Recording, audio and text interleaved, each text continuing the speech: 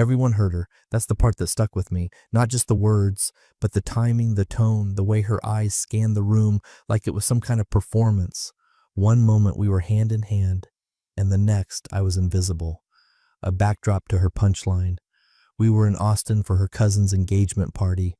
Warm lights draped across the backyard, music low and expensive, everyone sipping from real crystal. Her family liked appearances. She'd been talking for days about how they'd finally see me in my element, whatever that meant, but I knew what she really wanted. A toast. One where I'd charm them, seal the approval, play my part in the image. I stood with the glass in my hand, not shaking, not nervous, just ready. Then she cut me off. "This is Logan," she said, lifting her champagne flute just high enough. "My forever handyman, therapist, and sometimes plus one." Laughter, scattered, then rolling. Her aunt snorted.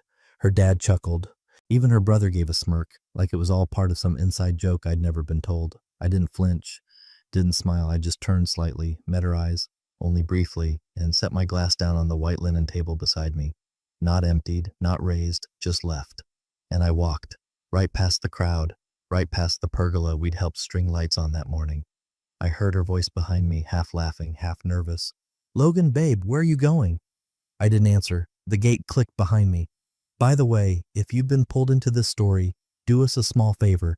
Hit the like button and subscribe. 97% of listeners never do, but it really helps us bring more stories like this to life. Thanks for being here." Back to the moment. I didn't drive off immediately. I sat in the car, door open, elbows on my knees. Her laughter, my humiliation, still echoing across the yard. A breeze pushed the scent of grilled shrimp and roses across the driveway. My tie felt too tight, so I tugged it loose, then slipped it off completely. I had brought flowers. They were still in the passenger seat. Tulips, her favorite, even though she pretended to hate anything cliché. The flowers went into the trash bin behind the house. She didn't follow. Not right away. Not that night. Maybe she assumed I was making a point, that I'd circle back in an hour after cooling off, that I'd do what I always did, rationalize her sharp edges, her humor, her way of owning a room, even if it meant diminishing me. Maybe that's what this had become, a pattern I hadn't seen from the inside. But this time was different, because something in me shifted the moment her laugh rose above mine. It wasn't jealousy, it wasn't anger, it was clarity. And when I checked my phone, already lighting up with texts from her cousin, from a bridesmaid asking, "You okay?" I knew I wouldn't reply. Not tonight, not tomorrow, not ever. I drove to a motel on the edge of the city, paid cash, left my phone on airplane mode, sat under the buzzing wall light with a pen and a notepad, and started a list, not of reasons, of actions. The first 24 hours, she must have thought it was just another flare-up. She always said I was sensitive, like that excused the digs, the jokes she cracked at my expense, because everyone knows I'm sarcastic. So when I didn't come back that night, I imagined she poured herself a glass of wine, flipped on some moody playlist, and waited for the apology that always came. Except this time, there wasn't one. By morning, she was texting again, short ones at first. "Hey, where are you? We need to talk." Then longer. "Logan, this is ridiculous. You embarrassed me walking out like that. Can we be adults?" No reply. She called my brother, probably expecting him to mediate like he had in the past. He answered, told her I was safe, but quiet. "He's not mad," he said. "He's done." That's when it began to unravel. Around 10 a.m., she got the first shock, a message from the venue we'd booked for the wedding. Just one line, deposit rescinded by groom, reservation canceled. No apology, no explanation, just erased. She tried calling again, but by then my number sent her straight to voicemail. I disabled it, temporarily, not to be cruel, but to stop the noise. I needed room to act without being pulled back by habit. Later that afternoon, her mother called my parents. Panicked. "What is going on with Logan? We've sent the final head count to catering." My mother, God bless her, didn't say much, just that she trusted my judgment. Then came the registry. She clicked the link, maybe to see if I'd made some passive-aggressive change, like removing the espresso machine she'd insisted on. But the page didn't load. It had been deleted. Every gift listing, every shared wish list, every his and hers item, gone. A private message from my best man landed in her inbox a minute later. "You might want to check the registry. Also, You should probably sit down. She didn't sit. She drove. Straight to my apartment, still half decorated with her throw pillows and framed photos of weekend trips. She had a key, but it didn't work. I changed the locks that morning. Her breath fogged the glass as she tried peering through the front window. The curtains were drawn, the lights off. On the doormat was a package, not for her, for UPS, return label already taped on, her robe, a pair of heels, a mug with her name on it that she used when staying over, neatly packed, taped, dated. There wasn't a note. That was the note. She stood there for 15 minutes, maybe 20, long enough for one of my neighbors to see her and text me. She's here, just standing, not crying, not yelling, just staring at your door. I didn't respond. Instead, I sat in a coffee shop across the city, going through the last checklist I'd written in that motel. There were 5 items. 3 were done. The rest? In motion. None of this was impulsive. It was subtraction. I wasn't running from her. I was removing myself from a future where I became the man standing at a party, glass in hand, waiting to be respected by the woman who said she loved me. She used to joke I was too calm during conflict, that I never fought back hard enough. Maybe she was right, but she misunderstood the kind of calm that's final, the kind you reach after you felt the last crack break loose beneath your ribs and decide, not in anger, but in silence, that this is the moment you stop negotiating for your own dignity. She thought I was sulking, but sulking would have meant I still needed something from her. I didn't. She didn't open the box right away. It sat on her kitchen counter for hours, sealed in brown paper, no return address, just her name written in handwriting she knew too well. She must have stood there staring at it, arms crossed, trying to decide whether this was some kind of olive branch or a final blow. The room around her would have been still, too still. No music, no shoes kicked off at the door, just her and the quiet and that box, humming with weight. She texted me, nothing delivered. Then she opened it. First, the key, simple, unbent, clean, the one to my apartment. I once made her a copy in secret before asking if she wanted one because I knew she'd say yes before I even offered. Then my watch, the old leather one she always stole off my dresser when we were going out, wore it too loose on her wrist, said it made her feel like time wasn't chasing her so fast. And then, beneath the tissue paper, in the middle of the box, was the ring, still in its original velvet case, still gleaming. But the diamond looked colder now, like it had been unplugged from the warmth that once made it shimmer. She must have reached for the note next. Just a white card, no seal. 4 lines, printed, not written. You always said you didn't want anything traditional, so I'm uninviting myself. No drama, no revenge, just a different ending than we rehearsed. She called her mom. No answer. Called her best friend. Straight to voicemail. Finally, she opened the bridal group chat. 32 people. Bridesmaids. Her sister. My cousins. 2 of her college roommates. She scrolled up through the photos, the cake samples, the dress fittings, the should we do a live band or DJ debate. Then her face went pale. My name was gone. Profile deleted. Message history vanished. No Logan left the chat. Just absence. Like I'd never been there at all. She tried to scroll back, search for my post. Nothing. She typed in my number manually, thinking maybe she'd just missed something. Participant not found. I hadn't just left. I had erased myself. Later that night, her sister called me from a different number. I didn't pick up. The voicemail was mostly silence, then a quiet, breathless, "She's really not doing okay." That was it. I sat on my balcony, watching the city dim, and let the message expire without saving it. I wasn't angry, I wasn't gloating, but I was done. You don't return a ring to punish someone. You return it when it no longer carries a future. And the moment she turned me into a joke in front of 100 laughing relatives, she rewrote the entire ceremony. There was no aisle, no vow, no altar worth standing at, only a quiet man with a box. And the last gift she'd ever received from him. She didn't want to call him my brother, not after the last time they had spoken, when she accused him of taking my side too often. But desperation softens pride, and silence turns firm walls into thin paper. So she called, voice tight, trying to sound composed. "I just want to know if he's okay," she said. He didn't answer that question, just gave her a number. No name, no explanation. She dialed it anyway. The office was downtown, nothing flashy, one of those quiet high-rise suites with soundproof glass and lobby chairs no one ever gets comfortable in. She wore sunglasses, though the receptionist didn't ask why. She gave her name, and the woman nodded politely, gesturing her to the end of the hall. When she stepped inside, the lawyer stood to greet her but didn't offer a handshake, just motioned to the chair.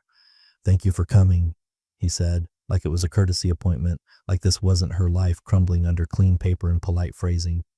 She started talking quickly. Too quickly. "I'm not here to make things messy. I just think there's been a misunderstanding. Logan's clearly upset, but canceling everything like this, walking out, it's not him. I mean, he's the calm one.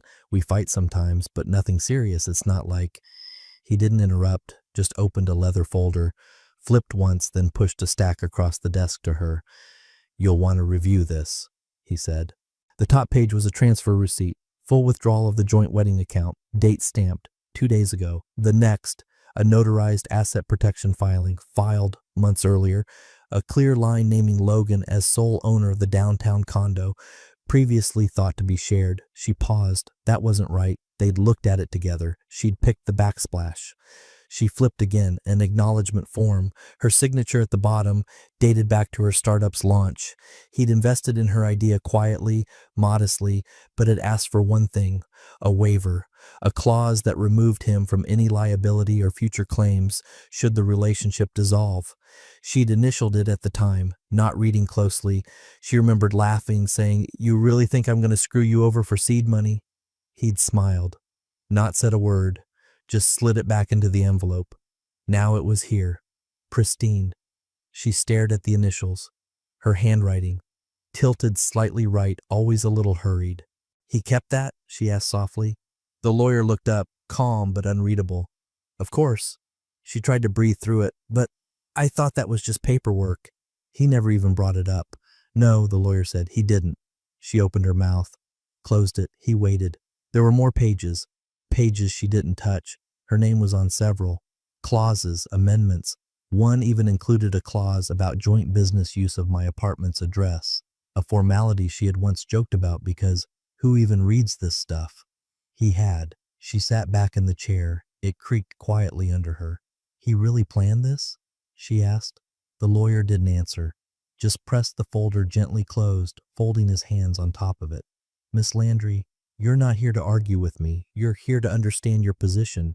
She looked away. All those little things she used to wave off, his habit of scanning documents twice, of saving emails to himself, of highlighting random parts of forms she never even looked at. She called it overthinking. Told her friends he was cute about it. My little doomsday planner. But this wasn't doomsday. This was an escape route, one he'd drawn quietly while she'd been busy dressing him up for the next round of family showcases. The difference between them wasn't how loud they got in a fight. It was what he remembered when the room fell quiet. She didn't sleep that night. The windows were open, Austin air thick with noise from the street below, but inside the apartment it was just her and the hum of devices left charging with no purpose. She kept refreshing her email. Nothing. Checked my Instagram. Deactivated. Facebook. Gone. She tried texting my sister at 3 a.m. "Do you know what's happening?" No reply. Only read receipts, time-stamped in silence. She opened her laptop. Dug through old folders she hadn't touched since the early days of her photography startup. That's when the unraveling truly began. The first file she clicked was labeled Tax Year Projections. Sent from me 6 months ago. She'd barely glanced at it at the time. Skimmed the subject line, assumed it was one of my nerdy spreadsheet things. But now, with everything slipping, she opened it. Page 1 showed projected income. Page 2, ownership breakdown. Owner of record, Logan Mars. Filed entity, LRM, Creative Holdings, LLC. She blinked. Hit refresh. It didn't change. I hadn't just helped her get started. I'd restructured it under a parent entity I controlled, with her consent. I'd sent the forms to her that spring, PDFs with little arrows indicating where she needed to e-sign. She remembered doing it quickly between client calls, telling me, "Just send whatever, I trust you." Trust, it turned out, had a paper trail. She scrambled to her emails, typing keywords, condo, refinance, and title transfer. There it was, March 14th, an email from me, subject, "Just confirming these changes." She'd replied with a thumbs up emoji. That was it. She clicked it open. Attached was the updated refinance agreement for the condo. The document clearly listed LRM Holdings as the owner. Her name was nowhere. She remembered standing in that condo not even a month ago, giving her cousin a tour, saying, "This is our place." But it wasn't. The panic kept climbing. She grabbed her phone and dialed her attorney. No small talk this time. Just a desperate demand. "Can you go over everything again? Not the prenup stuff. The real stuff." He didn't interrupt her. Let her talk herself breathless. Then he paused, cleared his throat, and said the thing that sealed it. "Claire, he didn't just walk out last week. He walked away months ago. You just didn't notice." She didn't speak. He continued gently now. "Everything you two built together, he made sure it could stand on its own, but he also made sure it was his, legally, quietly, cleanly." She tried to argue, "But I helped. My time, my ideas, I brought in clients, and you trusted him to formalize it," which he did, with documentation, with structure, with your consent. "But he said it was for liability," which it was, he said, "but you didn't ask what kind." She hung up, walked to the bathroom, sat on the cold tile floor, back against the wall, because it wasn't about the condo, or the car, or the business. It was the realization that while she'd been posing for engagement photos and designing floral arches for a wedding that would never happen, he'd already started archiving his way out. She used to tease him for how often he saved receipts, for his obsession with labeled folders and backup plans. She called it doomsday nesting. She laughed, he listened, and while she built a future out loud, he built an exit in silence. She used to laugh when I said I had guy dinner, called it my suburban dad cosplay, told her friends I needed it so I could feel like one of the boys. She never asked who came, never remembered their names, just rolled her eyes when I said we were meeting at Cooper's or playing poker at Wes's. "3 dads, 2 beers, and 1 whole hour of pretending you're not whipped," she said once, loud enough for everyone at brunch to hear. I laughed then because I didn't know yet that she meant it, that somewhere deep beneath the sarcasm was something colder. What she didn't know was that the poker nights weren't just poker. Wes was my accountant, James handled real estate law, and Malik was the sharpest corporate attorney I've ever met. Over drinks and low-stakes hands, we didn't just swap stories, we built firewalls. Quiet ones. Thoughtful ones. Not because I expected her to destroy anything, but because I knew how careless she could be with power she didn't respect. I remember the night I showed them the photo of her toasting me at the party. "Forever handyman, therapist, sometimes +1, I quoted. They all froze. Malik set his drink down. "You're serious?" Wes just looked at me. "You're not marrying that, you're surviving it." So they helped, without ceremony, without judgment. Malik redrafted the LLC structure on the condo. James coached me through the transfer for the car loan. Wes combed through every tax implication on the restructuring of her business. They never told me to leave. They just made sure I'd have something solid if I did. Now, in the wreckage, she started reaching. She tried James first, texted him directly. "Hey, I think there's been a mix-up with the condo paperwork. Can we chat?" He left her on read, then Wes. She found his number in an old group chat and sent a voice memo. Long, rambling. "I know we were never close, but I really need to understand what Logan did with the accounts." He didn't reply. Just forwarded the message to me. One line attached. "Do you want me to respond, or should I stay quiet?" I wrote back, "Thank you for staying quiet." But it was Malik she finally called, dialed him directly, mid-morning. He answered, probably thinking it was a client. Her voice wobbled as she tried to make it friendly. "Hey Malik, it's Claire. We met at that fundraiser once, remember? I know you've worked with Logan, and I really need someone who can walk me through this because none of it makes sense." And he cut in, firm but not unkind. "Claire, I can't help you." She paused. "Is that because of attorney-client?" "No," he said. "It's because I don't want to." The silence on her end must have been sharp. He added, "You always thought Logan was passive, but he's not. He just plays long games. We've all known that. We just didn't know how long this one would need to be." Click. She didn't call anyone else after that. Because it hit her finally, the people she'd brushed off as background, those so-called boring guys, weren't just his social life. They were his strategy. His circle didn't vanish when things got hard. Theirs just stopped answering her calls. She thought if she could just see me, she'd fix it. Not with an apology, that wasn't her style, but with presence. She believed in charm, in the force of her arrival, the way she used to show up at my apartment with takeout after a fight, shoes off before the door even closed, arms wrapping around me like her silence never cut. This time, it was a Thursday afternoon when she walked into the co-working space I used off 6th, the same one I told her about a year ago, half boast, half invitation. When I finally got that corner pass as an advisor, she never came by then, said it was too techie, too try-hard. Now she walked in wearing careful, casual blouse, no makeup, hair pinned up like she hadn't planned anything, but she had. The lobby was cool, modern. Reception had changed staff since she'd last visited. A young woman sat behind the desk, tapping at an iPad. "Hi," Claire said, voice light. "Is Logan Mars in today?" The receptionist didn't blink, scanned her tablet. "Let me check." Claire shifted, smiled at a man walking past, straightened her posture, as if the building might somehow relay back to me that she still belonged. The receptionist glanced up. "He's listed as a non-resident advisor, not assigned a fixed desk or office." Claire leaned in slightly. "But he's here?" The receptionist looked again. "He stops by sometimes. He doesn't usually announce it." Pause. "I can take a message if you like?"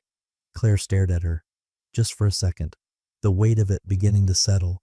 She shook her head. "No, that's okay." She turned too fast, nearly bumped into someone holding an armful of cold brews. The clatter made two people look up from their laptops. She whispered a quick, "sorry," and walked out.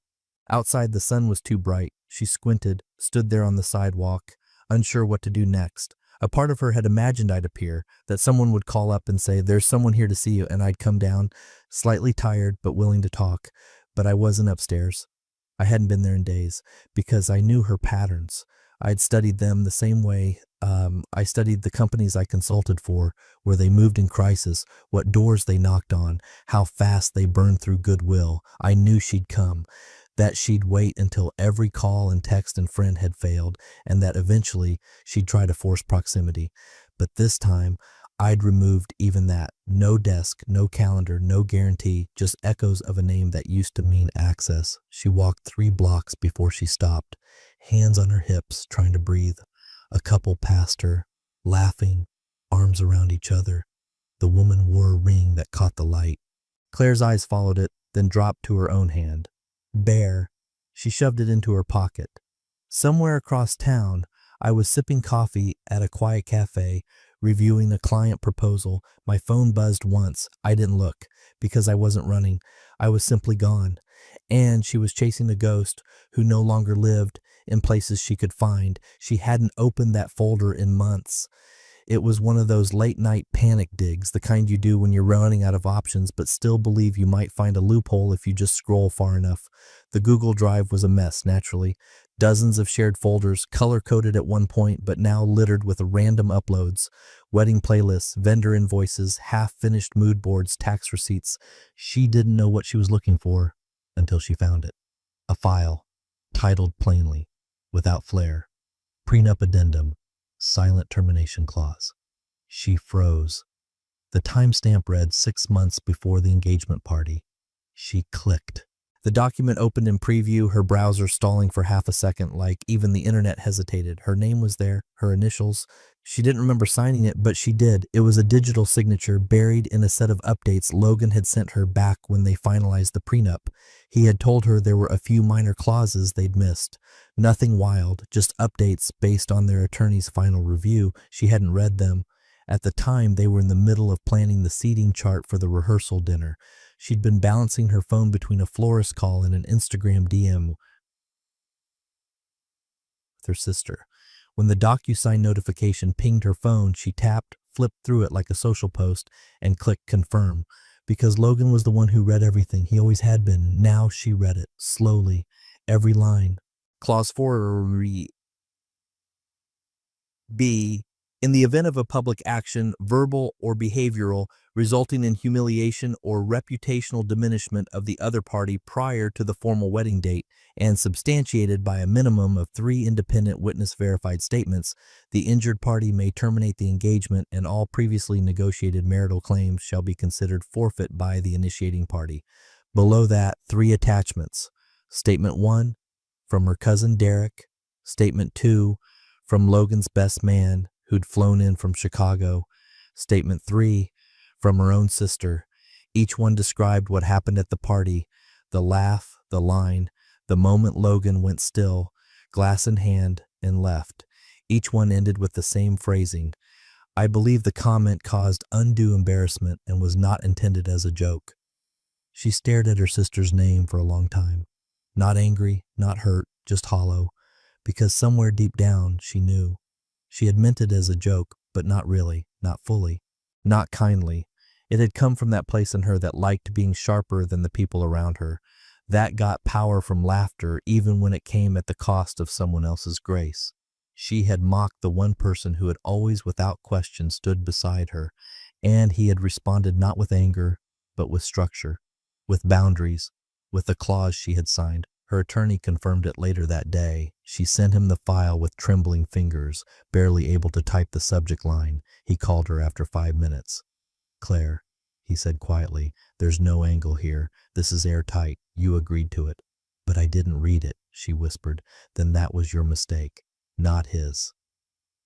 The party that night was a blur in her memory. The dress, the toast, her cousin's fiancé gushing about flower walls. It had all felt like a stage she owned.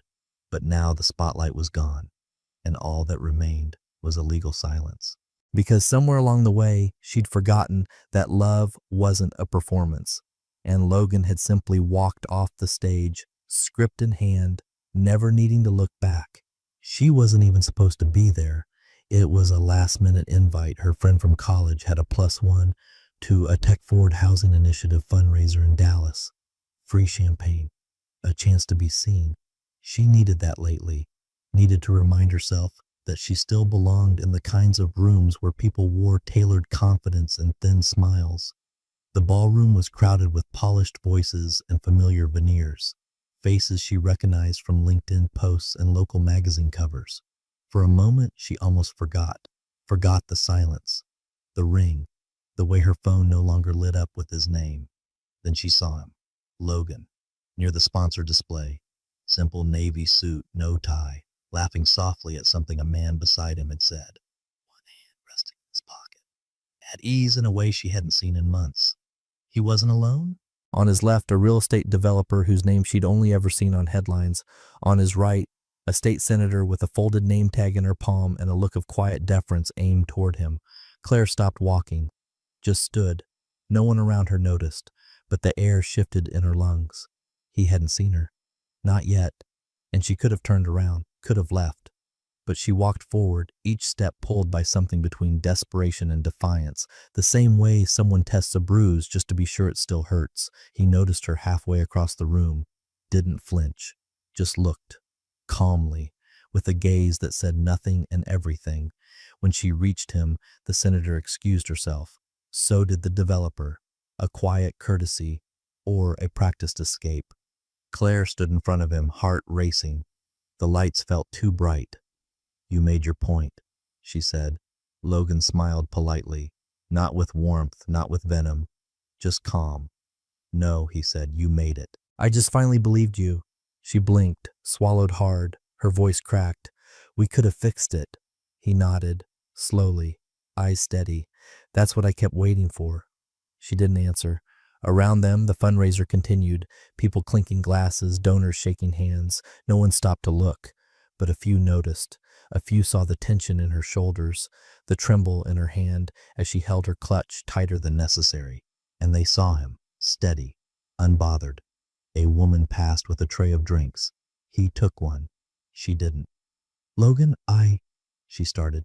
He raised the glass slightly, not in toast, just a small parting gesture. Then he turned, without another word, and rejoined the group. Someone welcomed him back with a nod, then leaned in to ask his opinion on a zoning clause. Claire stood alone. No one invited her into another conversation. She walked toward the back of the room, past mirrored walls and floral centerpieces, her heels clicking too loudly against the marble. Somewhere deep down, she had believed he was waiting for her, and he had, until the waiting turned into watching, and the watching turned into silence. And now that silence was hers, permanent, unforgiving, because the tables hadn't just turned, they'd vanished, and there was nowhere left for her to sit. A week passed after the fundraiser. She didn't text him again, didn't call, but she didn't stop hoping either. Instead, she went quiet in the way people do when they're praying their absence will start to matter. When every unread message becomes a plea in disguise, she told herself she was giving him space, that maybe, just maybe, he'd find his way back through the cracks. It wasn't her who reached out, it was her sister.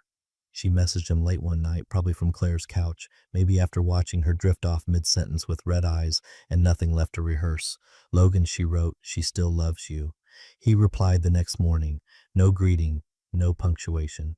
Just a screenshot, a Word doc, title, Vows, Final Draft, untouched, unspoken. The date at the top was 2 weeks before the party. The cursor hadn't moved since. Beneath it, a single message. These were meant to be read in front of people who respected both of us. That was all. No signature, no smiley face, no bitterness. Just that sentence. The file sat open on Claire's laptop for hours. She read every word. They were simple, gentle. The kind of vows that didn't quote poetry or pretend love was perfect. He'd written about small things, how she chewed pens, how she touched his shoulder before falling asleep. He wrote about showing up, about listening, about trying, even when it got hard. He wrote, "You never needed to be anything but you, and I never wanted to be anything but the person who stood beside you." She read it aloud, once, then again. By the third time, her voice broke on the word stood, because he hadn't, not when she reduced him to a line at a party. Not when the room laughed. Not when she turned love into a side note and expected him to clap anyway. He had stood beside her in every room, until she made it clear he wasn't meant to stand as an equal, so he left and took the vows with him. She used to mock his quiet, called it avoidance, said it made him hard to read, that he needed to say something when things go wrong. But now, that quiet had become the loudest ending she'd ever heard. There was no scandal, no argument, no finale to reframe for her friends, only a silence shaped like a life she'd been handed and didn't recognize until it was gone. She played the voice memo again, her sister's whisper. He's not angry. He just finished. No one unfollowed her online. No one publicly dragged her name. But fewer people messaged, less engagement, a slow fade from the spotlight she once curated so carefully. And Logan? He never replied again, because his story had already ended. Not with revenge, not with rage, but with a file he never read aloud, in a room that never got to hear it.